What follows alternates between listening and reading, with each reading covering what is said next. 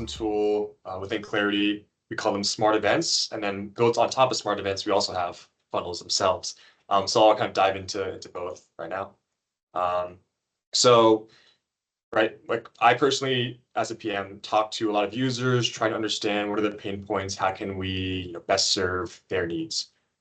And something that always bubbles up is I want to track the most important user actions, user behaviors on my site, call them conversions or even purchases.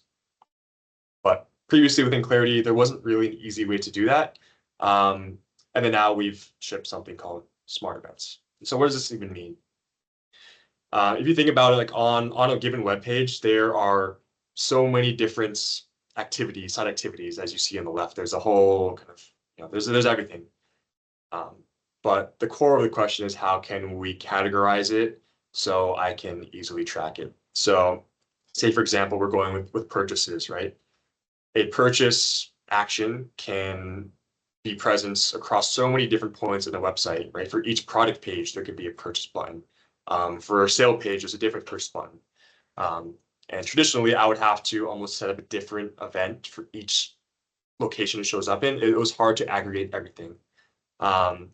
And so now with smart events, you can think of it as just a grouping of the different key points this event occurs. And so what this lets you do is then view the amount of times that happens, the drop off, and then you can also view some of the Heatmap recordings that we had mentioned. But one key call out as well is that a lot of the times this work can lean more technical and can be tough for people who aren't very familiar with getting into the code and kind of all the categorization. And so one thing that we've really tried to focus on is user experience. How can we make this process as simple as possible? So currently, it's a no code kind of solution. And then down the line next year, we're also looking at how can we leverage kind of the LLM's Copilot to take a natural language query and create a smart event. So thinking about, hey, Copilot, I want to track purchase events. And then boom, this is kind of created for you. And so that's kind of the end goal. That's what we would like to get. And something that we'll be working on. But once you have the smart events created, then it will show up in the smart events card in the Clarity dashboard. And so here, it's very easy to then monitor what those actions are, how many times they are occurring. And then again, you can quickly jump into those heat maps and the recordings to then really dive deeper into those specific scenarios, see the user behaviors, understand what's going right and what's going wrong. And then to the point on funnels, which is related to this, is I can then create a series of smart events as a funnel. So for example, for the purchase flow, maybe there's the add to cart, and then there's the adding the information, and then there's the actual final purchase, right? And if I want to create a smart event for those 3 steps, I can, and then view the overall conversion rate, or maybe the drop off between steps.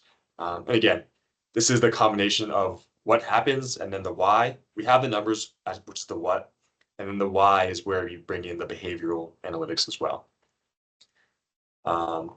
So I guess moving on to another very important question that I often hear from users is, okay, well, how can I improve my site design? Or how can I make improvements based off of what you told me? And so this is where Clarity, we believe that we can really be like a game changer when it comes to understanding not only the user experience, but then identifying these key areas for an enhancement.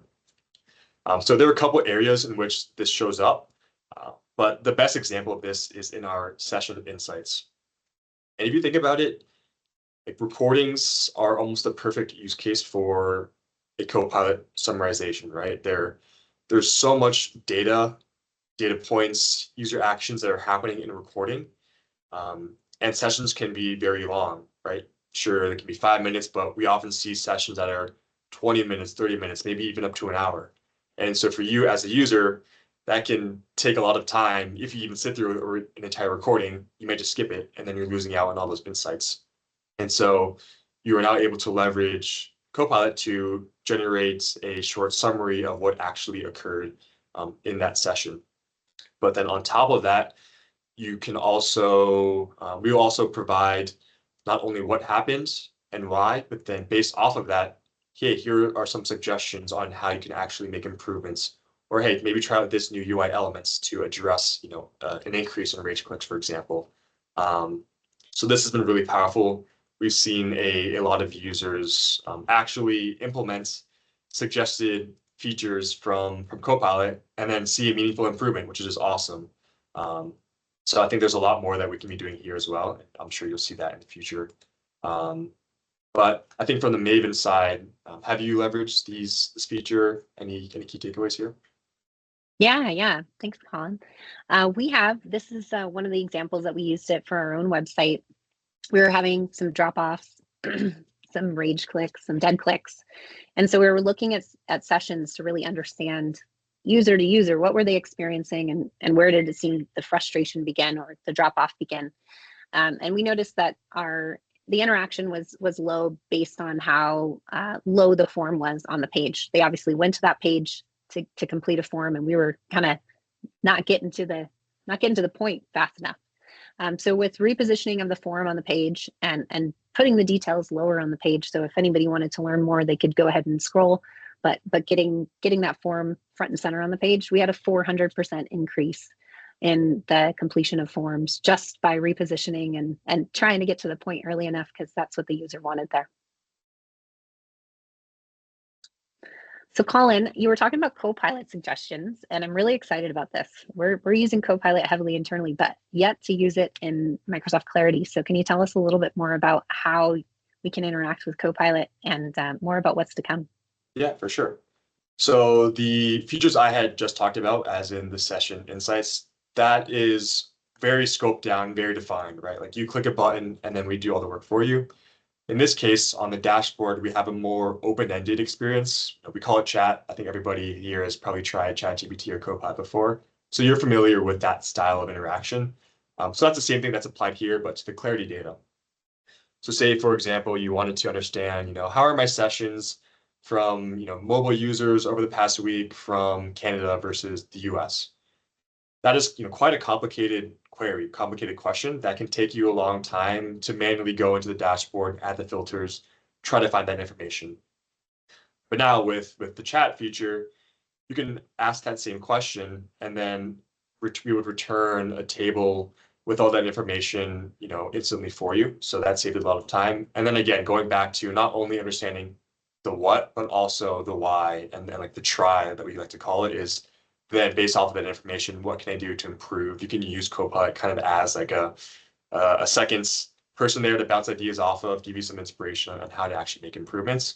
And so this is where we're really excited to, again, bring more of like this continuous cycle of improvement into Clarity, and providing some inspiration and some next steps. Because again, going back to people that we've talked to, it seems like analytics tools up until this point kind of stop at a dead end, right? They give you all the information, but then now you're left with, now what? I feel stuck. And I feel the same way too. And so this is kind of the area where we're really excited to solve this unique use case. And then one quick feature I wanted to call out is masking. I think it's very important just to keep in mind that user privacy is always top of mind. And so with masking, what this essentially means is if there's any potential, PII on your given website or application, you can selectively mask it. And what that means is that information never leaves the user or leaves the client, and so never makes it over to us. And so this is super, super important. And we have 3 modes to make it super easy for you. So we have strict, balanced, and more relaxed mode. The strictest mode will mask everything, all text, all images. Relaxed mode will reveal a lot of text, but still mask like text input fields or emails or numbers or phone numbers and things of that sort. And then there's a little bit more nuance as well. We can go in and actually customize certain elements to mask or unmask, just to give you the flexibility to comply with any rules and regulations that may be in your industry.